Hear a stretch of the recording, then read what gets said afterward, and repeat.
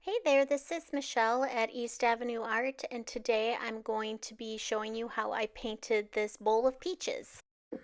Before I get into doing the tutorial for this painting, I did want to talk a little bit about the ways that I feel like I have improved as a painter over the last 7 years that I've painted, especially in watercolor.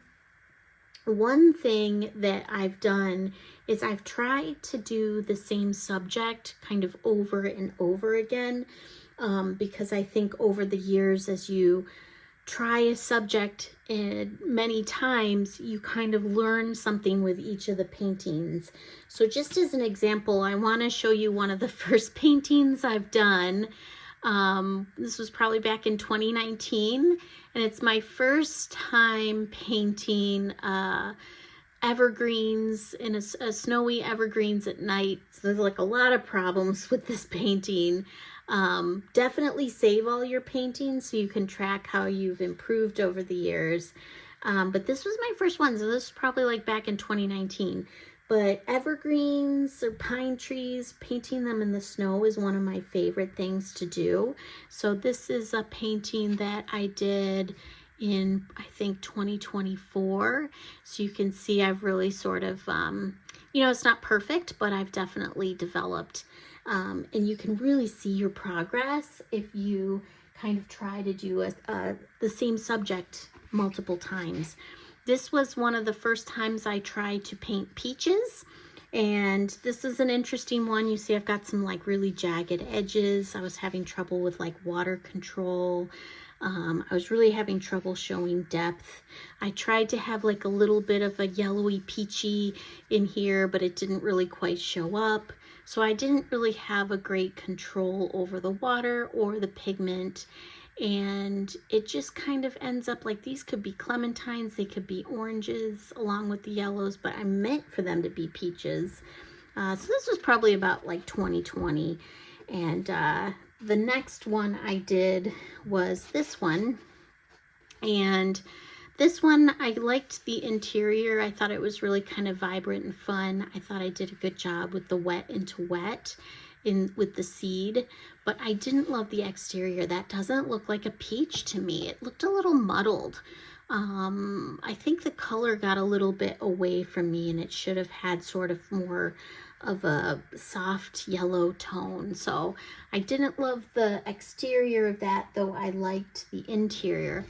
And this one, again, I really like the exterior, the skin or the shell of it, but I don't like the interior. I thought I did a better job with the slices with this one. So I think, this was maybe a year apart, and I think I did a really nice job with the shading and the variation of color and the shadow and depth on the skin of the peach, but I didn't quite recapture sort of the fun wet into wet play.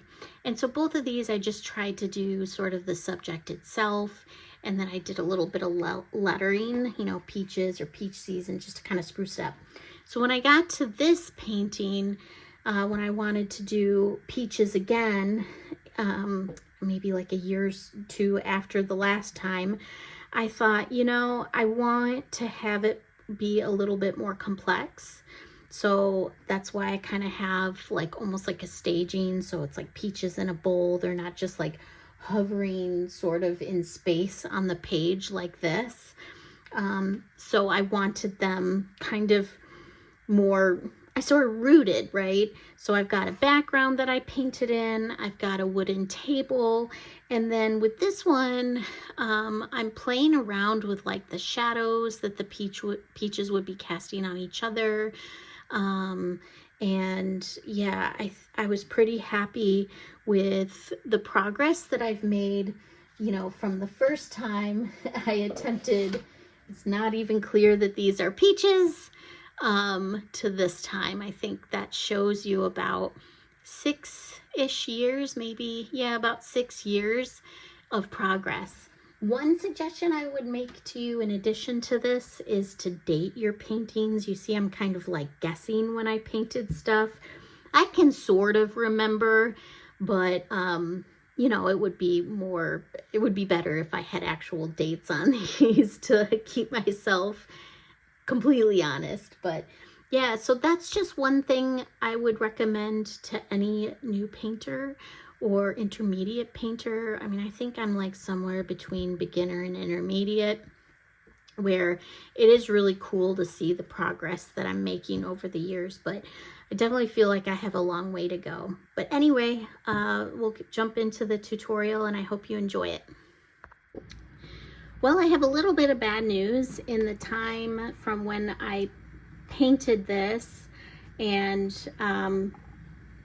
taped the whole tutorial, I had it saved on an external hard drive, and that external hard drive got corrupted somehow, and so that was really frustrating. But I decided it was worthwhile and would be fun to try and paint it just from my Arches watercolor paper pad. And so I didn't want to take up another page in my sketchbook to do the same thing. So I thought maybe it'll be kind of interesting to do the same thing only on a different you know, medium. So this is just from my Arches watercolor pad that is just kind of you know, you just tear it out and paint on it. And I cut it down to get it closer to the size of the original. So it's kind of interesting to see, like, when you paint something again, how differently you do it. So one thing I knew I wanted to do differently this time was making the bowl a little bit less shallow. And I wanted a little bit more of the orangey peach color on the peaches this time around. And but otherwise I did it pretty similar. And so I'm going to show you how I painted this version, obviously, because this recording is gone bye-bye. Rookie mistake. So I'm going to start with my sketch. I've already cut down my watercolor paper to 8x10, and I've taped off the edges with some washi tape. And so at this point I'm sketching, and I decided to use my graph paper, well, you might use this for like a math class, but I actually think that it helps me to get things to be a little bit more sort of even, because you're just kind of using sort of those squares to, like, I guess, decide on the shape, especially for something like the bowl, because I have trouble getting the bowls, things like bowls and glasses, to be even on both sides. And another reason why I like to sketch on something other than my watercolor paper is because you can see, like, just my process for sketching. I erase a lot. I just always have. I don't know. I could be a stronger drawer, maybe. I am taking this course through a book called Learning to Draw with the Right Side of the Brain. I'm not too far into it yet, but it's kind of gets into the psychology of drawing, which is sort of interesting to me. But yes, I, you know, obviously can see some issues with my sketch, even though I use the graph paper. But right now I'm just trying to kind of perfect my sketch, and I do that by taking some tracing paper and going over everything on the tracing paper with that pink pen, because I am going to transfer this sketch over to my watercolor paper, and this kind of helps me not to kind of erase as much. And so what I'll do is, or the reason why I'll use the pink is because when I flip this over and then start putting some graphite on the back side, you know, it just makes things a little bit easier as far as like seeing the original drawing when I go to transfer this sketch over to the other side, or over to the watercolor paper. And then once I'm finished adding the graphite to the back, I just sort of place it on my watercolor paper with the graphite down, and then I just trace over the pink lines, and that should move that graphite or that pencil onto the watercolor, and I've been able to do a lot less erasing. You can either follow this process, or if you want to download my sketch off of my Patreon site, that is free. I don't use Patreon as a subscription. I just use it as a place for people to find downloadables. Okay, so you can see my transfer of the sketch was successful, and at this point I'm just activating my paints with a little bit of my spray bottle. And at this point I'm going to mix up that blue that I seem to like very much. You can see that my palette's kind of running low in that blue. I've had this Mungyo set, 48 pan set, for about, I would say, maybe 5 years, and I use it pretty regularly, so I'm pretty pleased with the length of time, actually, that this has lasted me. But yeah, I'm looking to maybe at some point refill some of my colors, or figure that whole process out. So I'm starting just by putting in some clean water in the wall that's behind, or on the wall that's behind my sketch of these peaches.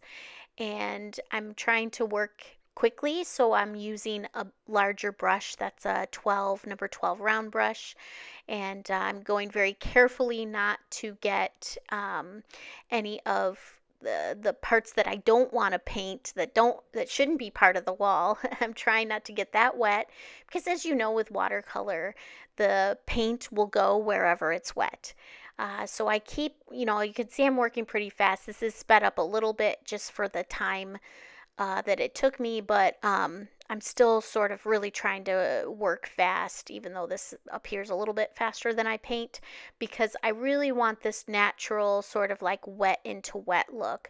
But I still am going, very carefully around the areas that are the primary focus of the painting, which obviously the peaches and the leaf.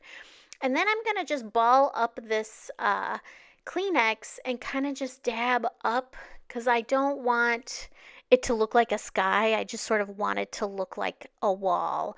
And so, sort of like a little bit of getting a little bit of a texture with my, by dabbing up some of that ink while it's still wet, or not ink, but pigment while it's still wet.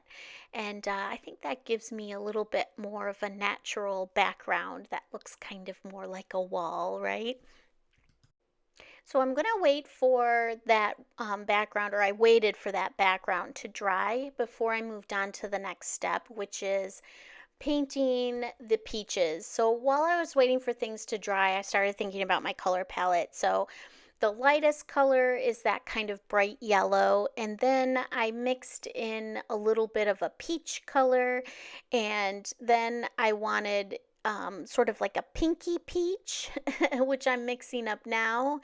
And then I got a little bit of a sort of a darker red that, I can kind of see on some of the peaches.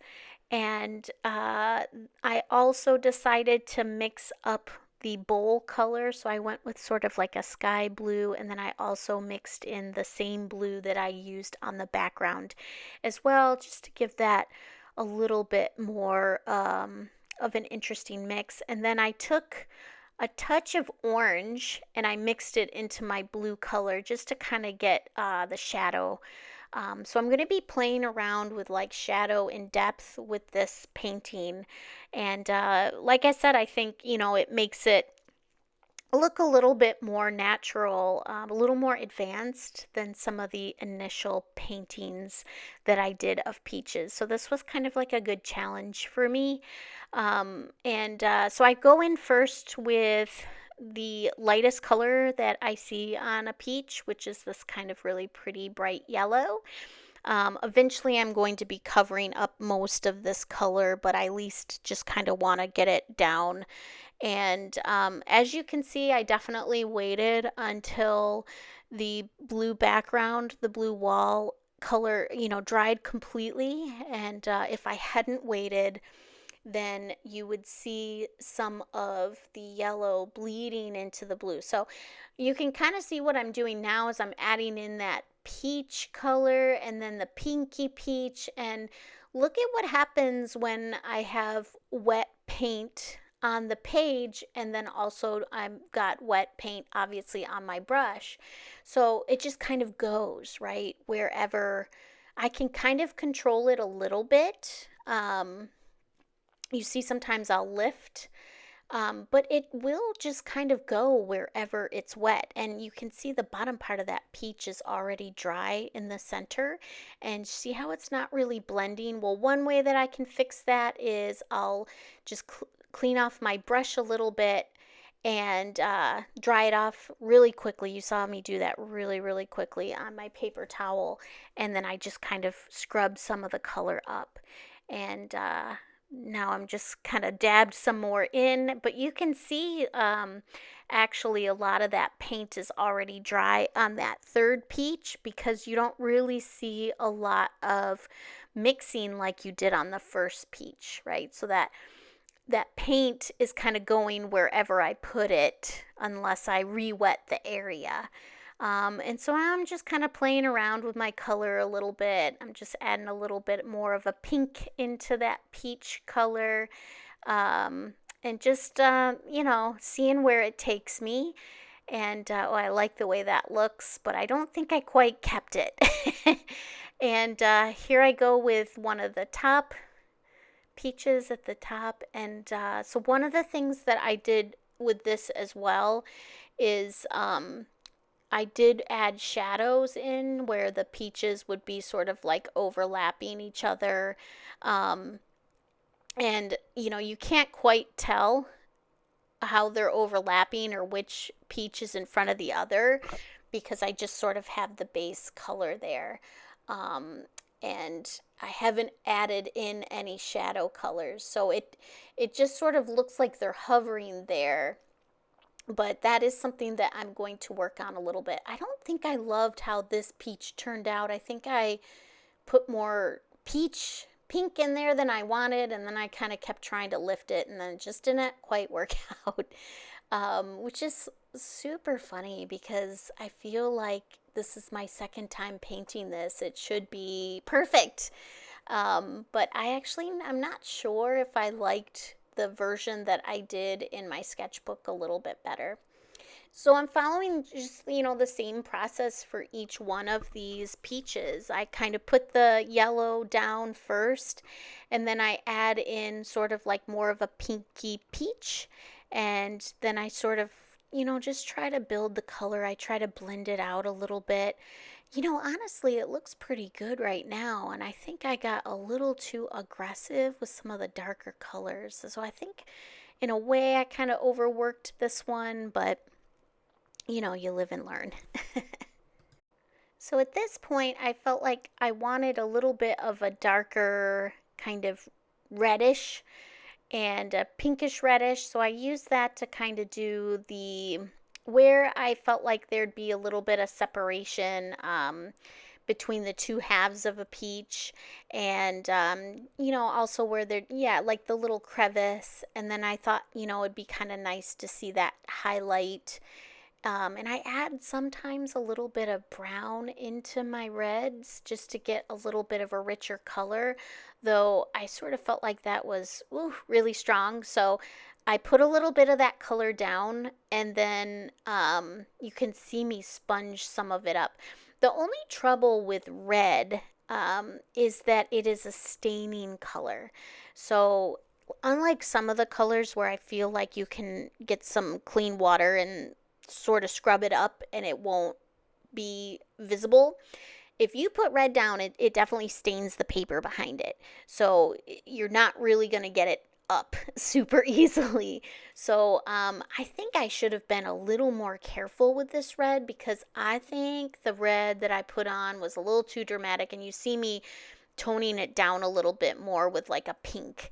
And so yeah, I wasn't super crazy with this direction that I took. I think I ended up kind of saving it, but you can really see I'm just like, I keep going back to what I put up there, and I'm trying to fix it by saying, oh, maybe just little dabs of it'll be cool, and but then I just end up trying to scrub it a little bit to get it to blend.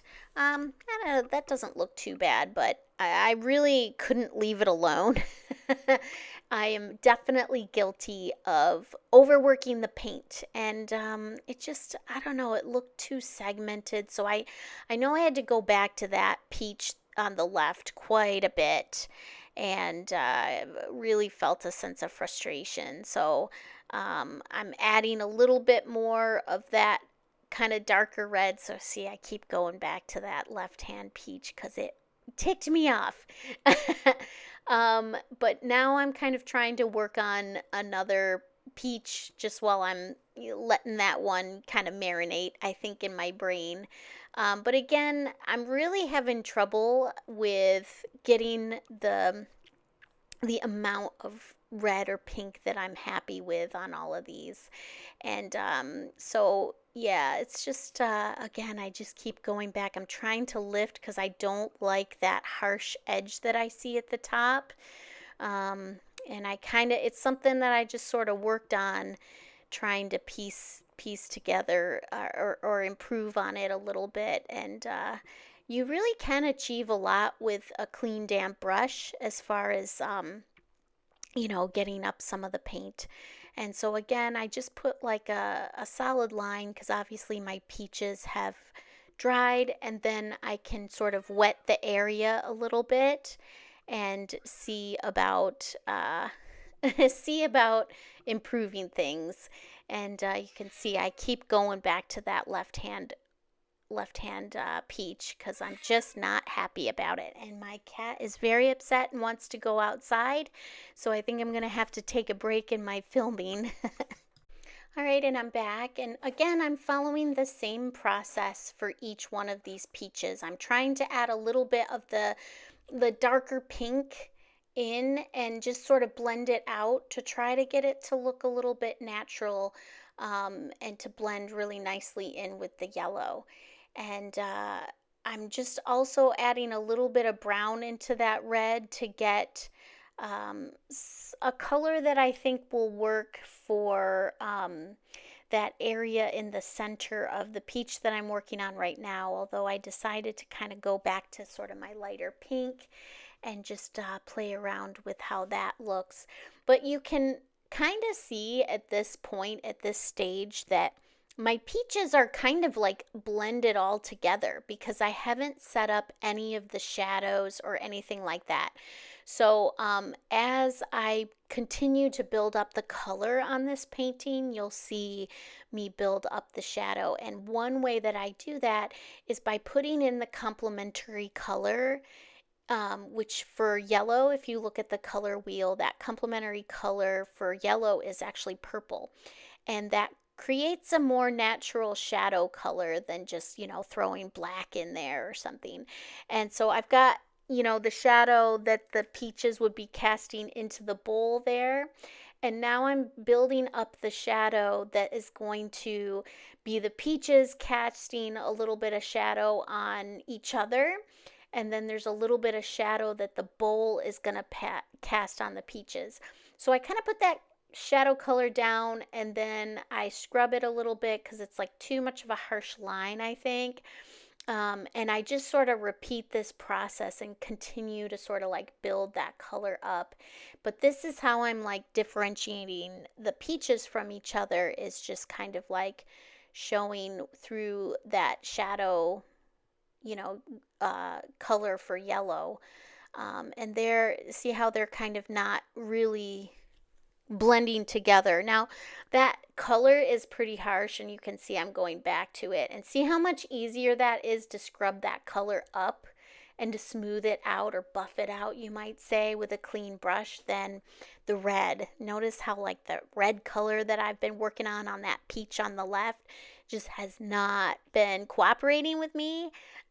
um, so you're kind of getting that sense of the difference between the two. But anyway, I just kind of continue to build up the colors and experiment as I go and decide sort of, how I want this to be. And there I'm kind of showing you like the back side. This is like the bottom side of the peach where you see the little like kind of where the stem would meet. So I'm trying to carve out a little bit of a shadow there.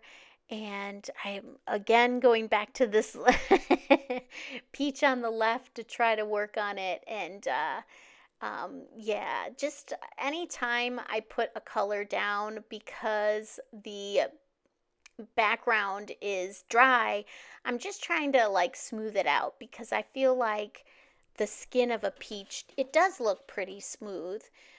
So I want that to be kind of like a natural transition between colors. And that's, the benefit of just cleaning off your brush and sort of buffing things out. Okay, so I'm going to take a break from my peaches and add in my bowl color. I was a little bit happier with this bowl color than the original version of this, and actually I was happier with the shape of the bowl. I thought this looked kind of a little bit more like a bowl that would be holding some peaches. It's like a little bit thicker, or not thicker, but deeper. And so, yeah, I kind of liked that I went more with the sky blue color and, just being really careful not to touch anything where the paint is still wet. And I am going to have a seam between the blue of the bowl and the peaches. There's going to be like a brown seam there. But I mixed in a little bit of the complementary color of blue, which is orange, to get this like shadow color because I'm imagining that the light source is coming from the left. So the right side of the bowl and the bottom of the bowl would kind of be naturally not as much in the light, so we got a little bit of a shadow color there. And I ended up playing with this a little bit more once it dried. And then I, of course, waited for this to dry for sure before I added in this brown, because if that bowl was still wet, all of that brown would be mixing with the blue. I mean, that's kind of the cardinal rule of watercolor, is that if you can't have colors touching each other while they're wet unless you want them to mix. Now, since I'm working in brown and I also know that that bowl is dry, I'm going to be adding in the wood table. Oops, I had a little bit of overlap there. I didn't want that getting under my painting, so I just kind of mopped that up with my paper towel. And again, I'm just really enjoying this large paintbrush with a very nice point on the end of it, which so it allows me to lay down a lot of paint and water and move quickly, but also I get to be very careful of, like edges and not, sort of going into areas that I didn't want to paint. So that point is a really nice feature of this brand of paintbrushes. I think these are Craftamo, but you can get ones with nice points on them. I think Princeton snap brushes are great for that. So I have some of those. That's where I started. And so, yeah, I'm just kind of adding a little bit more of the brown in here, and I'm just sort of like dropping in the color and dabbing it in because wood is not a very consistent color, right? And here I added some purple into my brown, so that's like one of my tricks for coloring, for color theory anyway, is brown and purple create a really beautiful, rich color brown. And so I was pretty happy to add that in while it was still wet. And I'll go and make some adjustments on that wood a little bit later. But while I'm waiting for that to dry, I mixed up a nice olivey green, and I am doing the leaf that is above that peach. And while that is still wet, I'm going to drag the back of my paintbrush across and get that nice little veining. And then I'm going to add a little bit of red into my green because red sits opposite green on the color wheel. So those are complementary colors and it creates a really nice shadowy color, a really deep olive green that so the leaf is behind the peach, and so the peach would be casting a shadow onto the leaf. So that's kind of what you're seeing there. So next up, I'm mixing up a little bit of orange into that blue color that I used for the bowl. And I'm going to just put that in the corner where you'd see not a lot of light would be reaching that. So you got kind of a natural shadow there as well. And at this point, I'm also going to take the brown that I've been working with and just paint in a stem or two for the leaf. Okay, now that the table has dried, I'm going to build up the shadow a little bit more that you can see that I put in while it was still wet. And here I'm just showing you me mixing up a little bit of purple into my brown to get this really nice, rich brown where you can see the bowl is kind of casting a shadow onto the table. Again, that's staying consistent with the idea that the light source is on the left side of what you're looking at, like so your left as you're looking at this, and so it would be casting most of the shadows on the right side. And at this point too, I'm going to kind of paint in, what would this be, like two separate boards, I think is what I'm imagining here. If you're looking at a wood table, it's got separate boards. And then I'm also going to try to paint in some like wood grain. And the process that I just use is like, you know, I don't like it to be consistent because it's like something natural. So it would be, different like not the same color all the time, not the same thickness. So this is just something like you can do with like a really light touch. And I like to start with some pigment and then just let the pigment run out on the brush. So like you get a mix then of like darker and lighter strokes. And I think that kind of gives it, and I'm just, really quickly, I mean, not as quickly as this looks because, um, I'm not showing you real time because this would be hours long. But basically, the idea is that it wouldn't be very consistent. So you don't have to have a really great technique. You can just kind of slapdash a little bit is what I would call it. And you can see I'm just sort of like got all different lengths of the strokes and thickness, and opacity is not the same either. So, I think this is like a good way to get a little bit of a sense of like a wood grain on your piece. But yeah, this was really interesting to do over again because I really didn't approach it exactly the same way. I think I added a lot more scribbling to the wood, and I did that shadow a lot deeper than I did in the one in my sketchbook.